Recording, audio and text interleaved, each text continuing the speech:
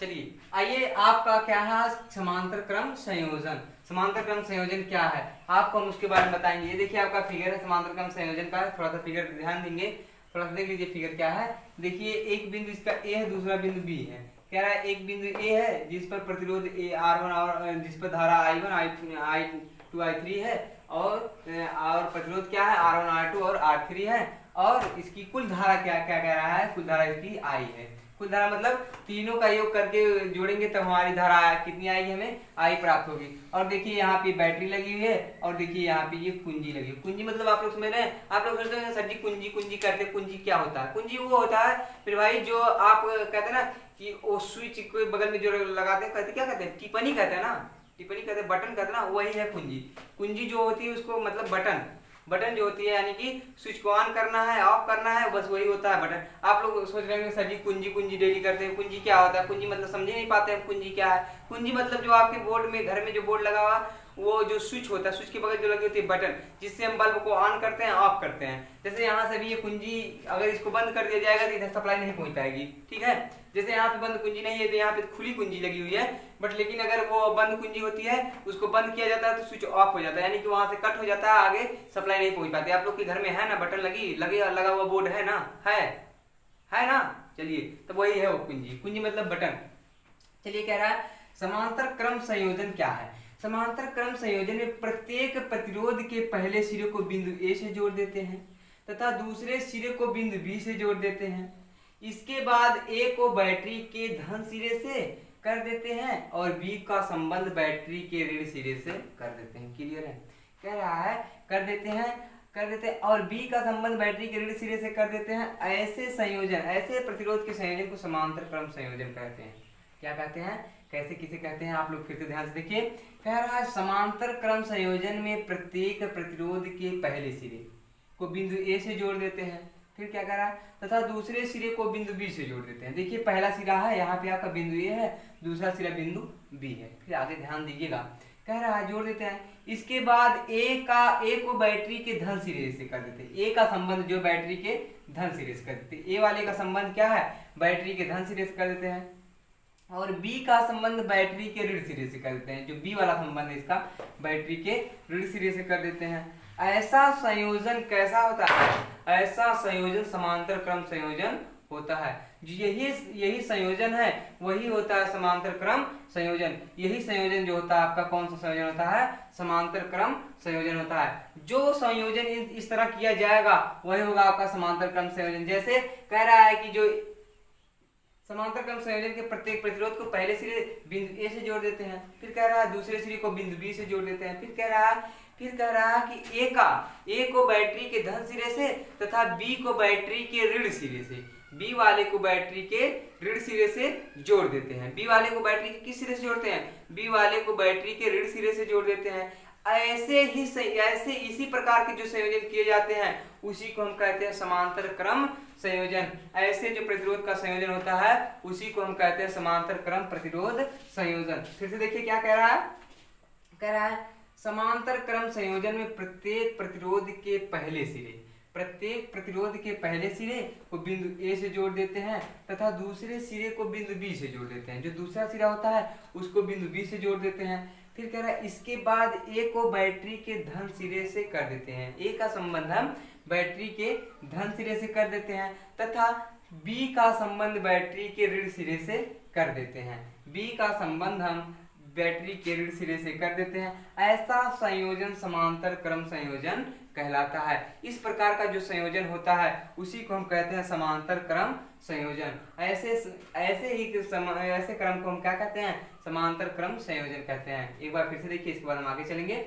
कह रहा है समांतर क्रम संयोजन में प्रत्येक प्रतिरोध के पहले सिरे को बिंदु ए से जोड़ देते हैं। देखिए प्रत्येक प्रतिरोध, यानी कि इसका जो प्रत्येक प्रतिरोध यहाँ से इसके बिंदु ए सिरे से जोड़ देते हैं। फिर कह रहा है तथा दूसरे सिरे को बिंदु बी से, कह रहा है जो दूसरा सिरा है उसको बिंदु बी से जोड़ देते हैं। फिर कह रहा है इसके बाद ए को बैटरी के धन सिरे, जो ए वाला सिरा होता है इसके बैटरी के धन सिरे से तथा बी वाले सिरे को बैटरी के ऋण सिरे से कर देते हैं। जो ऋण वाला सिरा होता है उसको किससे जोड़ते हैं, बी से जोड़ते हैं। फिर कह रहा है, इसके बाद कह रहा है ऐसा जो संयोजन होता है, इस प्रकार का संयोजन जो किया जाता है उसी को हम समांतर क्रम संयोजन कहते हैं। ऐसे ही प्रतिरोध का जो संयोजन होता है उसे हम कौन सा प्रतिरोध संयोजन कहते हैं? समांतर क्रम संयोजन कहते हैं। फिर कह रहा है माना 3 प्रतिरोध, अब इसका थ्योरी क्या है इसका देखिए, माना 3 प्रतिरोध R1 व R2 व R3 तीनों प्रतिरोध R1 R2 तीनों समांतर क्रम में जुड़े हैं। कह रहा है माना 3 प्रतिरोध R1 व R2 व R3 जो तीनों प्रतिरोध हैं समांतर क्रम में जुड़े हुए हैं। एक बार फिर से देखिए, कह रहा है इतना थोड़ा सा मिसिंग हो गया, लिख दिए हैं। कह रहा है माना 3 प्रतिरोध R1 व R2 हैं, R1 व R3 है तथा तीनों प्रतिरोध समांतर क्रम में जुड़े हैं। कह रहा है कि जो तीनों प्रतिरोध हैं वो किस क्रम में जुड़े हुए हैं? समांतर क्रम में जुड़े हुए हैं। तीनों प्रतिरोध किस क्रम में जुड़े हुए हैं? समांतर क्रम में जुड़े हुए हैं। फिर कह रहा है उसमें बहने वाली धारा I1 व I1, I2 व I3 है। उसमें बहने वाली धारा क्या है? I1, I2 व I3 है और जिसके सिरों का विभवांतर भी है।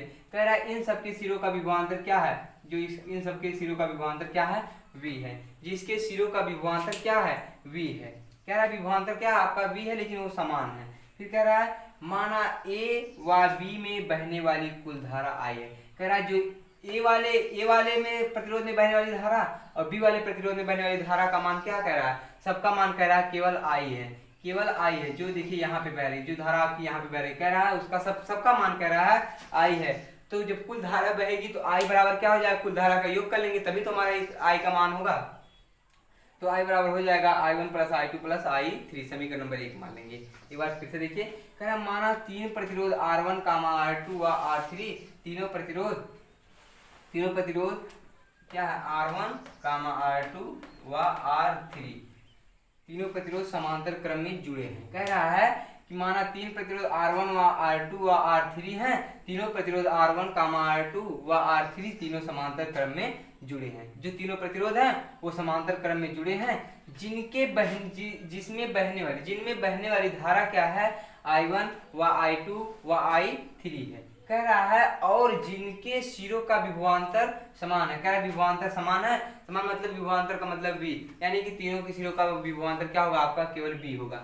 फिर कह रहा माना A व B में बहने वाली कुल धाराएं I, तो I बराबर हो जाएगा I1 plus I2 plus I3, तीनों धारा के मान हो जाएगा I1 प्लस I2 I3। एक बार इसको देख लीजिए, इस बार पूरा दोहरा देंगे, इसके बाद आपका जो डाउट रहेगा थोड़ा बहुत रहेगा वो क्लियर हो जाएगा। फिर देखिए कह रहा है माना 3 प्रतिरोध, देखिए माना 3 प्रतिरोध R1 व R2 व R3 है, क्लियर है। कह रहा है तीनों किस क्रम में जुड़े हैं? समांतर क्रम में। तीनों प्रतिरोध जो आपके समांतर क्रम में जुड़े हैं, उसमें बहने वाली धारा I1, I2, I3 है, क्लियर है। I1, I2 व I3 है। फिर कह रहा है कि जिनके सिरों का विभवांतर V है। कह रहा है जिनके सिरों का विभवांतर क्या है? V है, और विभवांतर V है और उसका विभवांतर क्या है? समान भी है। विभवांतर V होने के साथ साथ समान भी है। कह रहा है माना A व B में बहने वाली कुल धारा I बराबर कुल धारा I है, तो I बराबर हो जाएगा I1 plus I2 plus I3, समीकरण नंबर 1 मान लेंगे। एक बार पूरा देख लीजिए, इसके बाद हम आगे चलते हैं।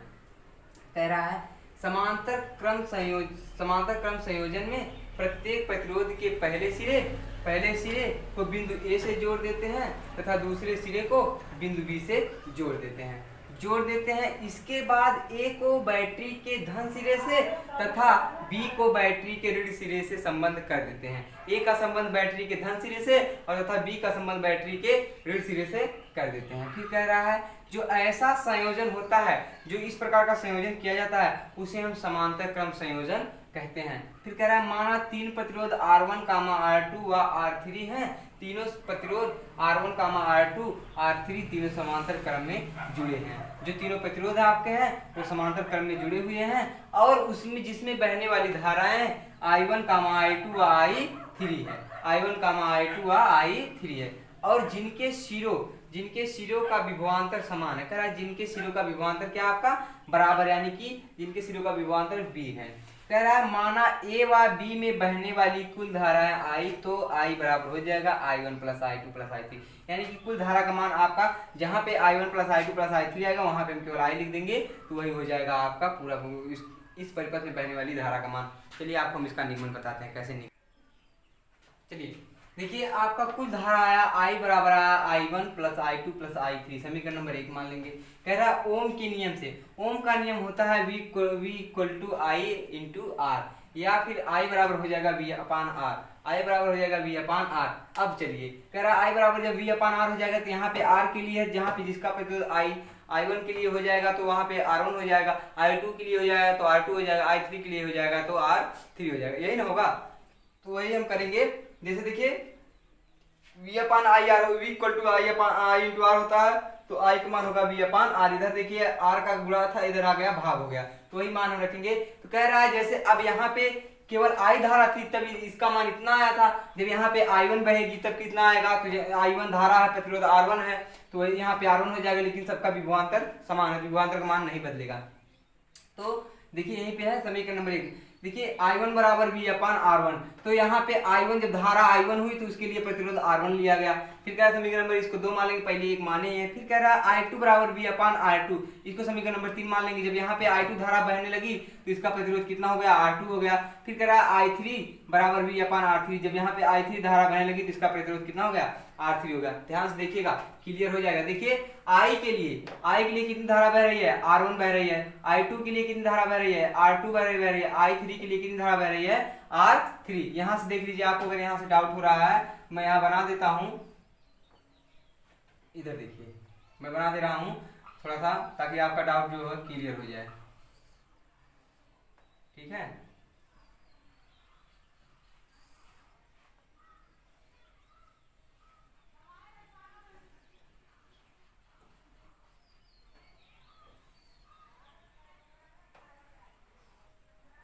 देखिए यहाँ पे क्या धारा बह रही है, यहाँ पे आपकी I1 धारा बह रही है, तो इसका प्रतिरोध R1 है। यहाँ पे I2 धारा बह रही है, इसका प्रतिरोध R2 है। यहाँ पे I3 जब धारा बही तो इसका प्रतिरोध R3 है। ठीक है, क्लियर रहना चाहिए। कोई दिक्कत होगी तो बताइएगा, कमेंट करिएगा। ठीक है, इसका प्रतिरोध कितना हो गया आपका, चलिए देखिए कह रहे जब I1 धारा बहने लगी तो इसका प्रतिरोध क्या हो गया, R1 हो गया। जब I2 धारा बहने लगी तो इसका प्रतिरोध हो गया R2 हो गया। जब I3 धारा बहने लगी तो इसका प्रतिरोध हो गया R3। तो वही कह रहा है जब I1 धारा बहने लगी तो इसका प्रतिरोध जब R1 हो गया, तो I1 बराबर, यहाँ पे I बराबर V अपान R है, तो I1 बराबर हो जाएगा V अपान R1 हो जाएगा, समीकरण नंबर 2 मान लीजिए। फिर कह रहा है जब यहाँ पे इसका धारा I2 हो जाएगा, इसका प्रतिरोध कितना हो जाएगा, V अपान R2 हो जाएगा, तो इसको समीकरण नंबर 2 मान लीजिए, 3 मान लीजिए। इसके बाद कह रहा है I3 बराबर हो जाएगा V अपान R3, समीकरण नंबर इसको आप मान लेंगे कितना, समीकरण नंबर इसको 4 मान लेंगे।